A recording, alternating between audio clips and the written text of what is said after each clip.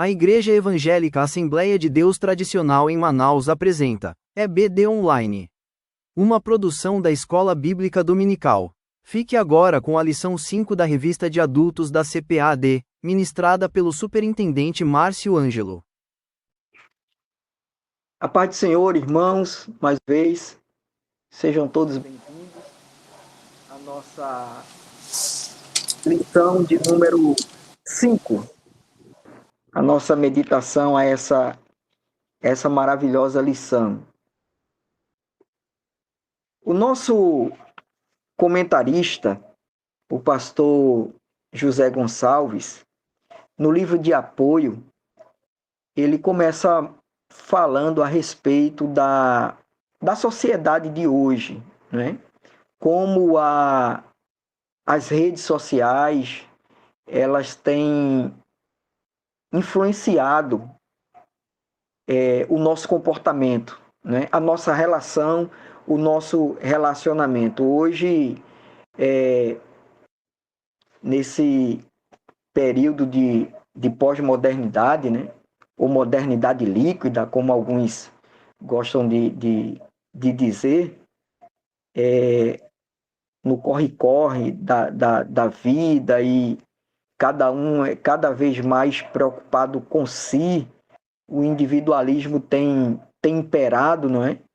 E isso não deixa de afetar a igreja, até porque nós somos uma comunidade, somos humanos, né? Estamos no mundo, e isso tem, eu penso que às vezes afetado, esse individualismo tem afetado às vezes muito mais as famílias cristãs, infelizmente, né? As nossas famílias têm afetado muito mais a igreja do que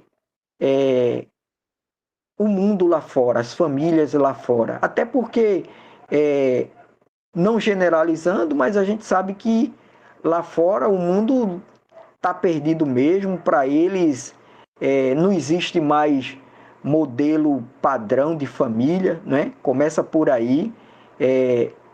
As configurações de família têm sido cada vez mais diversificada, cada um inventa um modelo de família. Então isso aí não tem afetado muito eles, né? Mas tem afetado a igreja, né? Esse individualismo, essas relações de redes sociais, que, diga-se de passagem, tem também destruído lares, destruído famílias, não é? A internet é uma bênção, né? Inclusive as redes sociais, mas aí a gente precisa saber usar para o bem, usar inclusive para o ensino da palavra de Deus e para a proclamação do Evangelho, né? Mas é preciso ter muito cuidado, e as relações, o mau uso das redes sociais tem trazido muito prejuízo para a nossa igreja, ao ponto de o próprio ensinamento, o próprio modelo de comunhão e de comunidade ter sido deturpado, tem sido ensinado de forma diferente com relação à igreja do Senhor, não é? Nós estávamos numa reunião agora há pouco, e eu falei rapidamente que sobre o papel social da igreja, né? Eu não digo no que diz respeito a ajudar os necessitados, propriamente dito, que tem a ver com a nossa lição, mas eu digo no que diz respeito a comunhão, a se socializar, aqueles momentos que a gente chama de momento social, né? De confraternização, a igreja do Senhor, ela foi constituída, primeiro que ela não foi constituída com esse fim, mas ela tem sim o seu papel nesse sentido, muito forte, diga-se de passagem, mas tem um modelo bíblico. E A igreja do Senhor, ela usa exatamente os momentos de reunião, de adoração ao Senhor e de estudo da sua palavra para nos socializarmos, para fortalecer ali a nossa amizade, para fortalecer a nossa comunhão.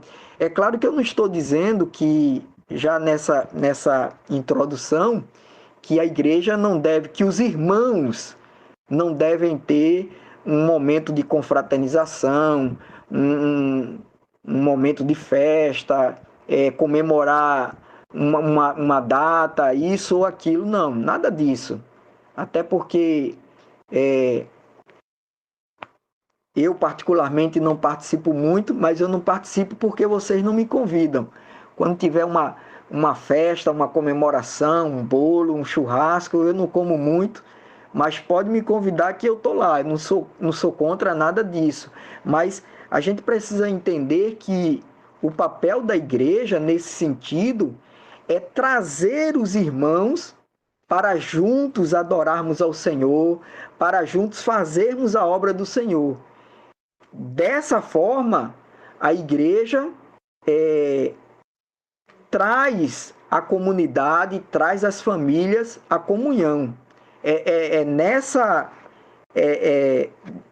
Esse é o modelo de socializar, de comungar da igreja. A comunhão da igreja não é só no dia da Santa Ceia, que até hoje a gente nem tem mais tempo para comunhão mesmo, né? Para socialização na igreja no dia da Santa Ceia. Então, o momento de culto, o momento de adoração é justamente esse momento em que nós juntos, ou em que nós nos unimos para adorar ao Senhor, para fazer ao Senhor, unanimemente, como diz no livro de Atos, né? Ele diz aqui já no texto áureo da lição que era o coração e a alma da multidão dos que criam, né? Eles estavam ali, eles perseveravam em oração, né? Na comunhão e, por último, no partir do pão, né? Mas primeiro em oração, como já disse, em louvor, e vocês sabem, em adoração ao Senhor. Esse é o modelo de socialização, de comunhão da igreja, é esse. Nós nos juntamos para adorar ao Senhor, para buscar ao Senhor, para aprendermos juntos a sua palavra, especialmente na escola bíblica dominical. Depois, já que nós estamos reunidos ali, quando terminar essa parte, né, espiritual, aí nós temos a liberdade, temos a oportunidade para uma confraternização e etc, etc. Mas o modelo de comunhão da igreja é esse. É em oração, é em louvor, é em adoração ao Senhor. E esse modelo tem sido, não digo na nossa igreja, na nossa congregação, mas aí fora, como o pastor Enéas falou na aula da semana passada, né? É tanta coisa que vem se trazendo de fora que, se a gente não tomar cuidado, né? Às vezes quando a gente abre os olhos, o negócio já está bem diferente do que mostra o modelo bíblico, não é? Então, o comentarista da lição, ele tem esse cuidado de introduzir o seu pensamento a respeito da união da igreja, da comunidade, do amor da igreja, demonstrado em ações, não é? Mostrando esse contraste da comunhão, da amizade, nas redes sociais, principalmente, não é? Virtual, em contraste com a comunhão física, pessoal, não é? Hoje a gente, vamos dizer assim, tem um ciclo de amizade bem maior do que eu, né? Não sou muito velho, mas há 10 anos atrás, do que quando não tinha o WhatsApp, do que quando não tinha redes sociais, não é? Mas a gente vai ver que essas amizades, elas são muito frágeis, não é? São muito frágeis, sem querer dizer que não são verdadeiras amizades, não é? A gente precisa fortalecer as nossas amizades em comunhão ali, corpo a corpo, não é? Corpo a corpo. Essas são as amizades que a gente deve investir e deve confiar em se tratando de uma amizade cristã, de uma amizade originada na igreja, podemos até dizer assim, na igreja local, não é? Mas vamos aqui, irmãos, o texto áureo da nossa lição, que é o primeiro versículo da nossa leitura bíblica em classe, ele diz aqui que era o coração e a alma da multidão. Não dá nem aqui para mim, e eu, sinceramente, eu não saberia distinguir aqui entre alma e coração, irmãos, mas observe que ele coloca aqui duas partes do nosso corpo, né? A parte espiritual ou imaterial, corpo e alma, mas coração e alma. Mas é bom a gente observar que ele faz aqui essa separação. E era o coração e a alma da multidão dos que criam. Eu observo aqui duas coisas, irmãos. Exatamente essa colocação que ele coloca, que ele faz aqui do coração e da alma, que nós não vamos tentar separar aqui, até porque a própria Bíblia diz que o único que está apto, ou a única que está apta é a palavra de Deus, para separar isso aqui, né? Para fazer essa separação. Então não dá para a gente entrar nesse detalhe aqui. Mas a outra coisa que me chama a atenção aqui é que ele diz: era o coração e a alma, não era de um grupo, não era da escola dominical, não era da superintendência, não era do corpo docente. Ele diz aqui que era a alma e o coração, ou vice-versa, da multidão, ou de uma multidão. Era muita gente. É fácil, irmãos. Por que eu me apego a isso aqui logo no começo? Porque é fácil eu concordar com 2 ou 3 pessoas, né? Jesus disse: aonde houver 2 ou 3 reunidos em meu nome, ali eu estarei, né? Não é muito difícil a gente concordar com 2 ou 3, ou, como eu já disse, já que estamos tratando de escola dominical, com uma superintendência, com a secretaria, né? Com os alunos ali, mas ele diz aqui que era uma multidão. Vocês sabem que a igreja, rapidamente, ela como diz o pessoal aí no linguajar popular, deu um boom de explosão, não é? A igreja tinha 12, os discípulos, né? Os apóstolos de Jesus. Era 12 ali, alguns discípulos, daqui um pouco era 120. Na verdade, a Bíblia diz que tinham 500 ali na ascensão de Jesus, né? Mas foram se dispersando, mas ficou ali, enfim, 120. 12, 120, mas daqui um pouco Pedro pregou, depois da descida ali do Espírito Santo. Vocês conhecem a narrativa.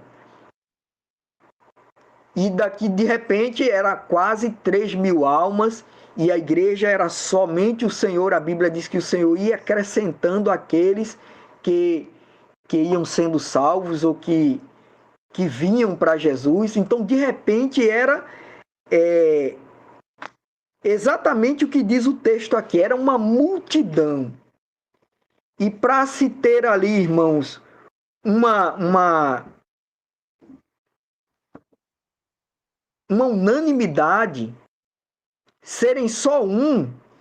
E eu creio aqui, irmãos, e vocês creem também, que quando a Bíblia diz, às vezes às vezes não, sempre eu digo isso, né? Quando a Bíblia diz um, é um. Quando a Bíblia diz todos, é todos, não é? E quando a Bíblia diz aqui que era uma multidão, irmãos, era muita gente. E aí a Bíblia diz que aquela multidão de gente, eles tinham um só coração e uma só alma. É maravilhoso isso, não é, irmãos? Parece até impossível uma igreja com esse padrão. Mas o Espírito Santo de Deus, através dessa lição, ele nos chama a voltar a esse modelo da igreja primitiva, da igreja em Jerusalém. Né? Era um o coração e a alma da multidão dos que criam. E aí, na continuidade, ele diz assim: e ninguém dizia que coisa alguma do que possuía era sua própria, mas todas as coisas lhes eram comuns. Ninguém dizia que o que ele tinha era dele. Né? E aí, já aqui, irmãos, no primeiro tópico da nossa lição, é importante nós colocarmos para os nossos alunos, porque, por incrível que pareça, irmãos, tem alguém aproveitando essa lição.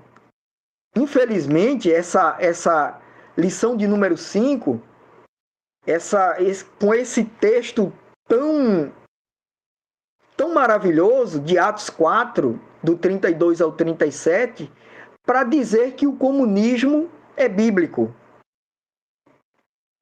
Para dizer que o socialismo é bíblico. Então, nós precisamos, enquanto professores, estar preparado para rebater, se por acaso surgir na classe, pensamentos desse tipo. Porque a gente tem muita gente, infelizmente, embriagado com esse tipo de ensinamento. Aqui não tem nada que ver com socialismo, muito menos com comunismo, né? Muito menos com comunismo. Quando a Bíblia diz que ninguém dizia que coisa alguma do que possuía era sua própria, ele está dizendo aqui que estava à disposição da igreja, estava à disposição, é importante frisar isso, da liderança da igreja para atender a necessidade dos irmãos, daqueles que precisavam. Ninguém vendia o que tinha e dava para a igreja repartir igualmente, né? Para que todos tivessem tudo igual. Não é isso que o texto trata. Não era dessa forma. As propriedades eram vendidas. A gente observa que Lucas, que foi o escritor, o escritor de Atos, o autor do livro de Atos, ele mostra aqui 2 exemplos, né? Um positivo, que foi o de José, que era conhecido também como Barnabé, e um exemplo negativo, que foi o de Ananias e Safira, não é? Mas nós vamos descobrindo, estudando como era no passado, que várias outras propriedades foram vendidas. Aliás, o próprio texto diz, não é? que eles vendiam as suas propriedades para colocar, para ajudar os necessitados. Mas isso era quando surgia a necessidade. Quando surgia a necessidade e alguém, por amor, nada era forçado, nada era imposto, alguém via a necessidade e quando conseguia vender a propriedade, ia lá e colocava à disposição dos apóstolos, que era quem sabia, é a igreja, irmãos, é a liderança da igreja, quem sabe a necessidade, aonde deve ser empregado os recursos da igreja para suprir as necessidades. É claro que não dá para nós entrarmos em detalhes aqui, mas nós precisamos entender isso também, esse detalhe. A gente vê aqui que era o modelo era esse. Eles traziam dos apóstolos. É claro que ninguém está proibido aqui pela Bíblia, e muito menos por mim, de ajudar, ver que alguém está precisando de alguma coisa e ajudar ali um necessitado. Até porque tem situações que não dá tempo ir na igreja e procurar e ver, tem que ser resolvido logo, né? Mas nós estamos apresentando aqui o modelo da igreja primitiva. Eles viam a necessidade, não sei, quem sabe num culto, numa reunião, os apóstolos, os discípulos colocavam ali para a igreja a necessidade e eles procuravam, abraçavam aquela causa e procuravam ajudar de alguma maneira, ao ponto de vender uma propriedade e para ajudar, não é? Mas o que eles tinham, a minha propriedade que eu não vendi, a minha plantação, o meu gado, enfim, a minha propriedade, o que eu tinha ali para minha manutenção, não era minha. O que eu puder, nas minhas palavras, tá, irmãos? Vocês entendem? Tá aqui o que eu tenho, o que eu puder fazer para ajudar, eu faço. O que eu puder fazer para ajudar, eu faço. Isso não quer dizer que ninguém agora tinha mais direito de propriedade, né? Um comentarista,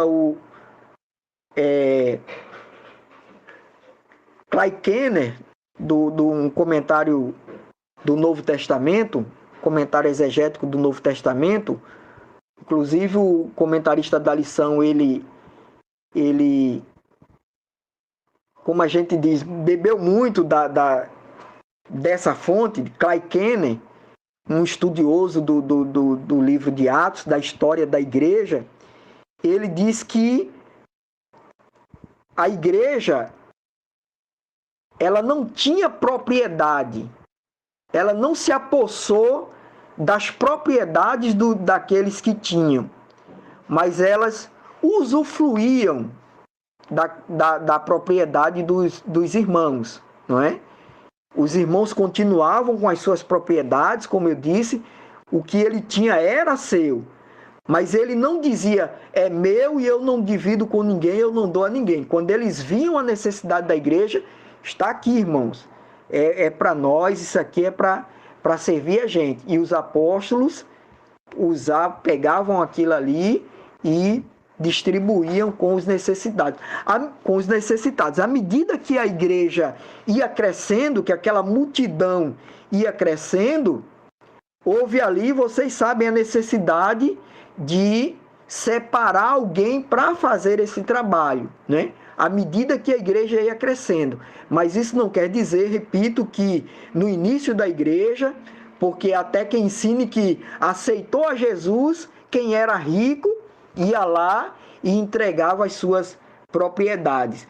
E até chegam ao ponto de dizer que Ananias e Safira, com medo do futuro, preocupado com o futuro, cometeu aquele pecado porque reteu parte da sua propriedade. Nada disso, a Bíblia não ensina nada disso. Porque ninguém era obrigado a dar o que era seu, muito menos quando aceitavam o evangelho. Os irmãos colocavam a sua riqueza, as suas propriedades à disposição da igreja para atender às necessidades dos irmãos. Tamanho era o amor de Deus derramado pelo Espírito Santo no seu coração, né? É aquele primeiro amor que a gente fala não somente para pregar o evangelho, mas o primeiro amor, sim, aqui literalmente da igreja primitiva, preocupado em atender os nossos irmãos necessitados, né? Então ele diz aqui: ninguém dizia que coisa alguma do que possuía era sua própria. Eles continuavam com suas propriedades, mas estava à disposição da igreja para atender os necessitados. Mas todas as coisas lhes eram comuns. E os apóstolos, versículo 33. E os apóstolos davam com grande poder testemunho da ressurreição do Senhor Jesus, e em todos eles havia abundante graça. Vocês observaram, professores, que no versículo 32, ele fala aqui dessa questão de atender às necessidades, né? Da manutenção de coisas materiais. No versículo 34, ele volta a falar disso novamente, mas aqui no meio, o versículo 33 que eu acabei de ler, é como se Lucas abrisse um parêntese, ou para dizer, olha, nós não esquecemos, os apóstolos não esqueceram da parte espiritual, eles estão atentos à parte espiritual. Nós ainda não chegamos lá na instituição dos diáconos, não é? Mas observe que aqui já no capítulo 4, Lucas, inspirado pelo Espírito Santo, ele nos lembra isso aqui. É como se ele dissesse, olha, não esqueçam, a parte espiritual é primordial, como eu coloquei no início, né? A parte espiritual é primordial. E os apóstolos davam com grande poder testemunho da ressurreição do Senhor Jesus, e em todos eles havia abundante graça. Eles testemunhavam com grande poder. Eles não simplesmente testemunhavam, mas o testemunho deles era com grande poder. Esse mesmo Clay Kenner, que eu acabei de citar, e o pastor José Gonçalves também, ele diz que esse grande poder se refere aos sinais, prodígios e maravilhas. Eles testemunhavam operando milagres em nome de Jesus, né? Era assim que eles testemunhavam. Eles continuavam, eles estavam atentos a essas necessidades. Quando se trazia alguma coisa, eles mesmos repartiam, porque até aí dava para eles repartirem, mas eles estavam atentos, eles continuavam pregando, eles continuavam proclamando o evangelho de nosso Senhor e Salvador Jesus Cristo, e com grande poder, ou seja, operando sinais, prodígios e maravilhas em nome de Jesus. E aí ele continua dizendo: e em todos eles, já voltando para a questão do amor e da comunhão, e em todos eles havia abundante graça. Não era simplesmente graça, irmãos, era uma abundante graça. E aí eu repito, somente cheio dessa abundante graça é que nós temos condições e capacidade para viver esse primeiro amor, preocupado com a necessidade dos nossos irmãos, do nosso semelhante, daqueles que estão passando por alguma dificuldade, por alguma necessidade. No versículo 34, que é já a referência para o segundo tópico da nossa lição, 32 e 33, no primeiro tópico da nossa lição, o primeiro tópico da nossa lição fala do amor manifestado na comunhão cristã. E essa comunhão, esse amor, na prática, não é, irmãos? Preocupado com os mais necessitados. E aí nós temos o primeiro subtópico, o crescimento da igreja cristã, que nós já falamos, me permitam de novo essa expressão dessa explosão, né? Desse boom da igreja, né? Então, em poucos dias, pouco tempo. Segundo subtópico, os desafios do crescimento da igreja, quando vinha essa quantidade de pessoas necessitadas, né? Sempre nós teremos, irmãos, necessitados na igreja. A pobreza, ela não vai acabar no nosso meio, mas as necessidades básicas, elas devem ser atendidas por nós, né? Demonstrando o amor de Deus derramado no nosso coração. Mas é outra coisa também que eu acho importante nós atentarmos. O próprio Senhor Jesus disse: os pobres sempre tereis convosco. Então, não adianta um evangelho de prosperidade, um evangelho social, um evangelho de falso comunismo, para acabar com a pobreza, porque o próprio Jesus disse que os pobres sempre tereis ou sempre tendes convosco, né? Por outro lado, isso não é desculpa para nós dizermos: o próprio Jesus disse que sempre vai ter, e fechar os olhos para as necessidades dos nossos irmãos, né? Mas eu acho importante colocar isso. E aí ele fala aqui da vida interior. E aí ele cita novamente Atos capítulo 4 e o versículo 32, como eu falei. Versículo 34 e 35, aí já parte para o nosso segundo tópico, o amor como manifestação da graça. Essa abundante graça que estava derramado no coração dos nossos irmãos da igreja de Jerusalém, e que deve ser a mesma abundante graça derramada nos nossos corações. Então, o primeiro subtópico do segundo tópico, ele fala aqui a graça como manifestação do Espírito, que é o que nós estamos tratando agora. Essa abundante graça, não é? Essa verdadeira preocupação, irmãos, essa verdadeira empatia pelos necessitados, pelos nossos irmãos necessitados, ela só é possível, a verdadeira preocupação, ela só é possível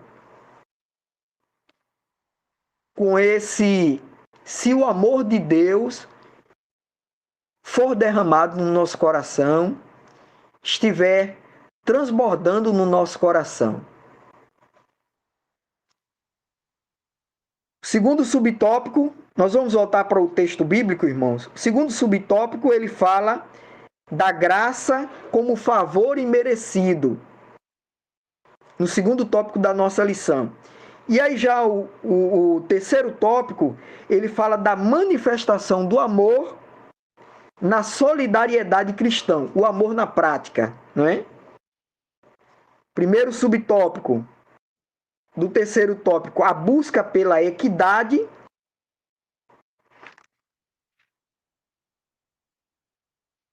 O segundo subtópico do terceiro tópico, a propriedade e o compartilhamento. E o terceiro subtópico, um exemplo da voluntariedade.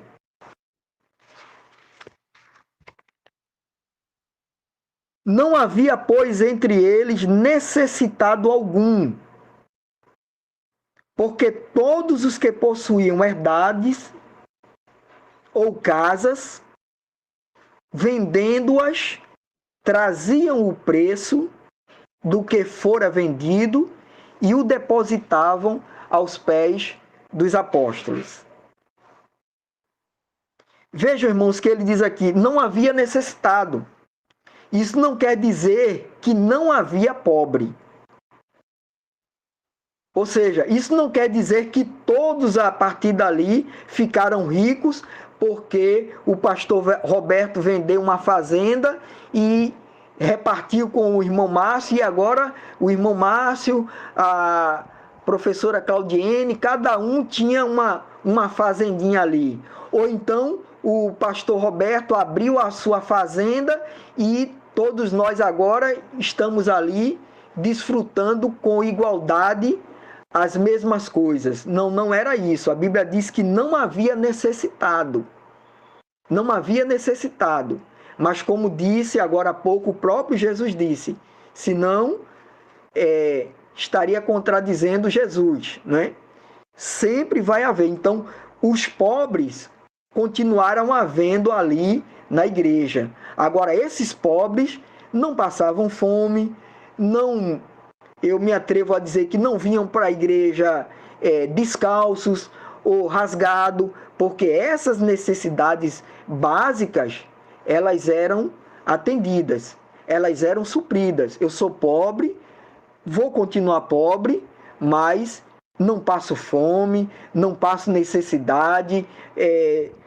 Quando eu estou doente, os irmãos sempre vêm aqui, me ajudam, me socorrem. Era isso que acontecia na igreja primitiva. De novo, não era comunismo, não era partilha de bens, mas era ali as necessidades dos irmãos necessitados sendo suprida por aqueles que tinham uma melhor condição. E às vezes nem tinha melhor condição, irmãos.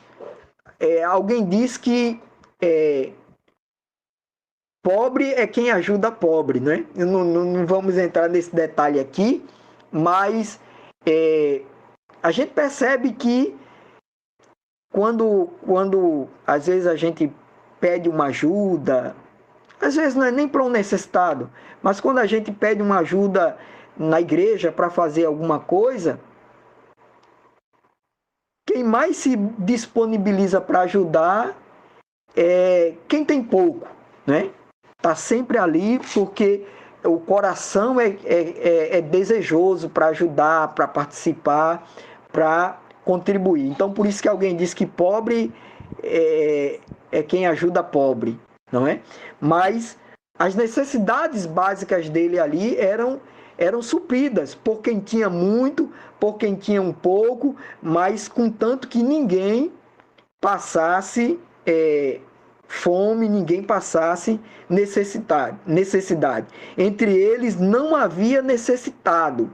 Tinha pobre, mas ninguém passava necessidade. Porque alguns chegavam ao ponto de vender as suas propriedades, e aí, repetindo, traziam aos pés dos apóstolos, e eles viam ali como repartiam de igual modo. A gente vai ver mais na frente, irmãos, que houve ali uma murmuração, mas vocês sabem, não era da igreja de Jerusalém, não era da igreja ali, não era dos judeus. Foram os gregos quem murmuraram, não é isso? E alguém chega a dizer, de novo, o próprio Clay Kenner, ele chega a dizer que ninguém pode provar que aquela murmuração era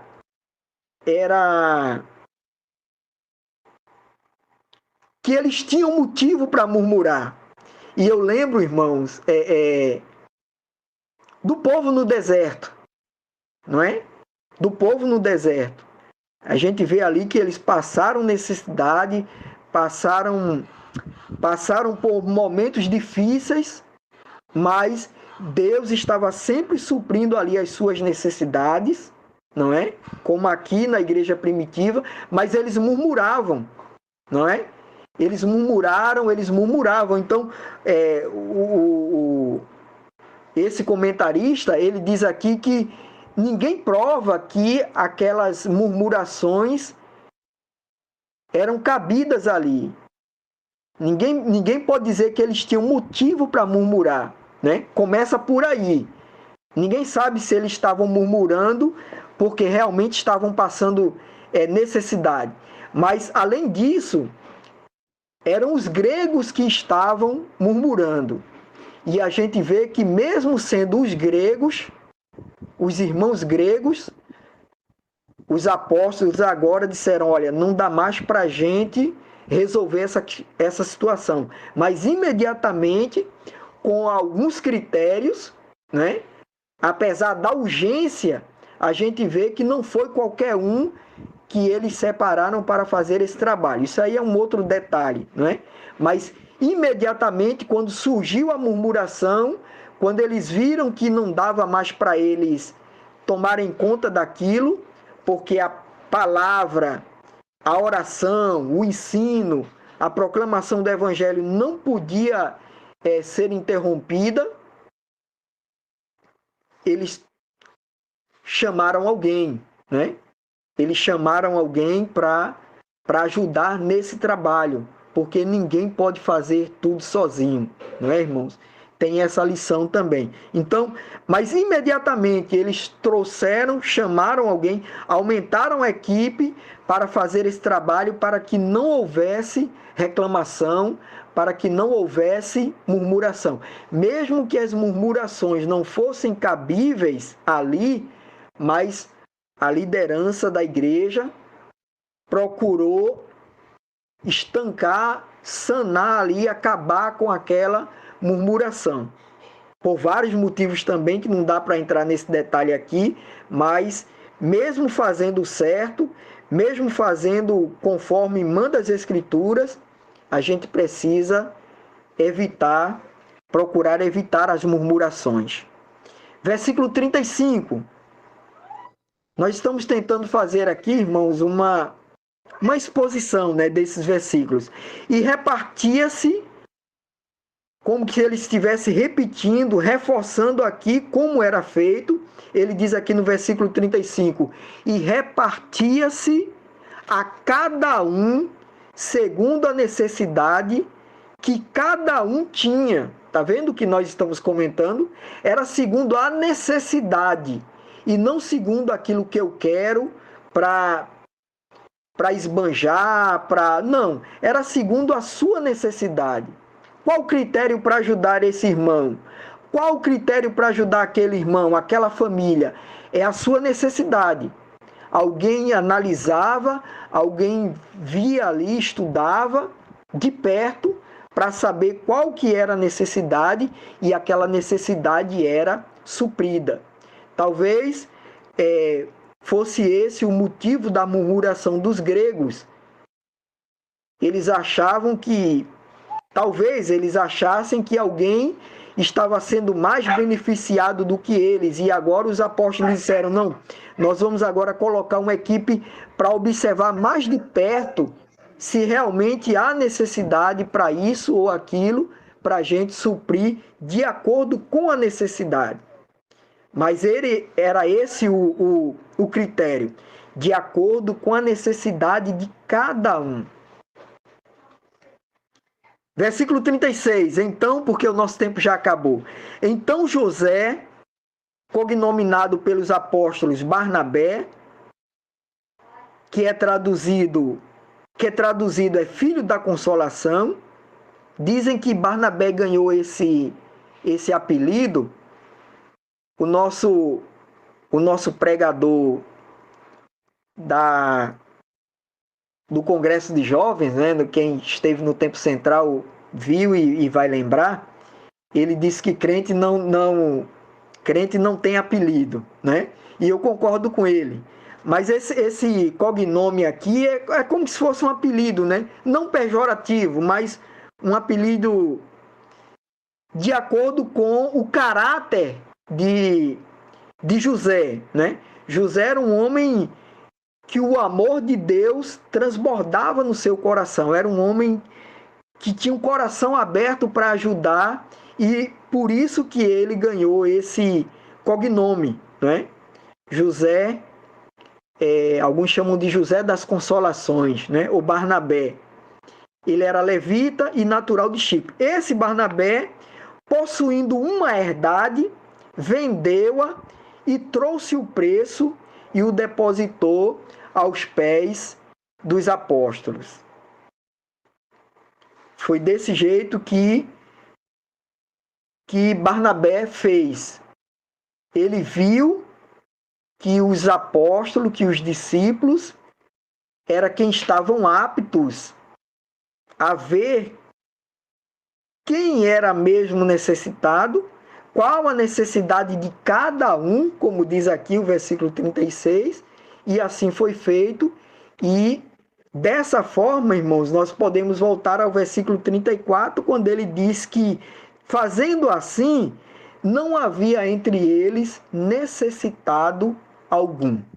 Que nós possamos hoje, de alguma maneira, atentar para esse modelo da igreja em Jerusalém, pedir ao Senhor, principalmente o irmão Márcio, para que derrame no meu coração cada vez mais do seu Espírito Santo, da sua abundante graça, no sentido de